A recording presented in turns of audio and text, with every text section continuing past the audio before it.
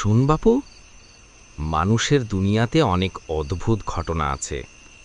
সব চোখে দেখা যায় না, সব কথা মুখে বলা যায় না। আজ যে গল্পটা বলবো, এটা এমন এক গ্রামের ঘটনা যেখানে রাতের পর একটা কবরের পাশে কেউ দাঁড়াতো না। গ্রামটার নাম ছিল রায়পুর। শান্ত, সুন্দর, কিন্তু গ্রামের বাইরে ছিল পুরনো এক কবরস্থান। বড় একটা বটগাছ মাথা তুলে দাঁড়িয়ে আছে, ঠিক তার নিচেই ছিল এক কবর, যার কথা সবাই ফিসফিস করত।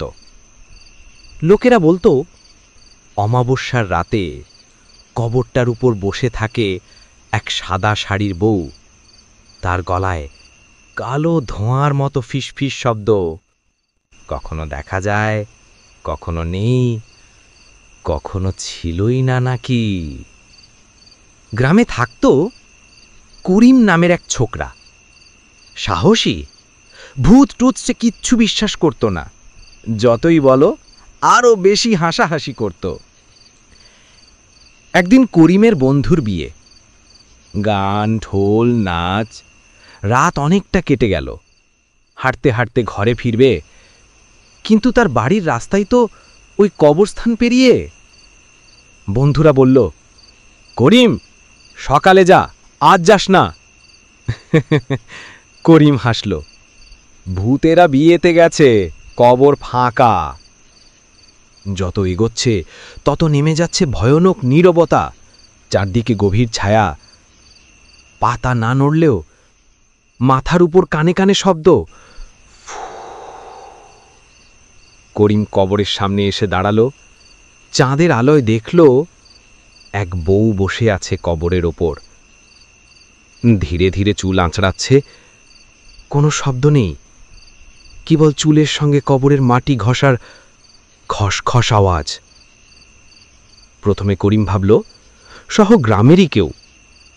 সে ডাকল, কে ওখানে? বউটা থামল, ধীরে ধীরে মাথা ঘুরিয়ে তাকালো। চোখ নেই, খালি কালো গর্ত, মুখটা ছেঁড়া, গভীর দাগ, রক্তের ছাপ। হঠাৎ বউটা হাসল, কঠিন মতো করে ভামা দাঁত বেরিয়ে এলো, আর বলল, এই কবরটা আমার না রে, তোদের সবার। করিম পিছিয়ে যেতে লাগলো, কিন্তু তার পা যেন মাটিতে আটকে গেছে। বউটা ধীরে ধীরে ভেসে এসে তার কান ধরে ফিসফিস করল, দেখলি তো, এখন তুইও আসবি আমার সাথে। কবরের চারদিকে কুয়াশা ঘন হয়ে গেল, মাটি যেন ফেটে যাচ্ছে, আর নিচ থেকে বেরোচ্ছে হাড়ের হাত। এক, দুই, কয়েকটা। হাতগুলো করিমের পা জড়িয়ে ধরল। সে চিৎকার করে উঠল, লা ইলাহা ইল্লাল্লাহ। মোটা সোটা বুক ধুক ধুক করছে। মৃত হাতগুলো পা ধরে টেনে নিচে নামাচ্ছে।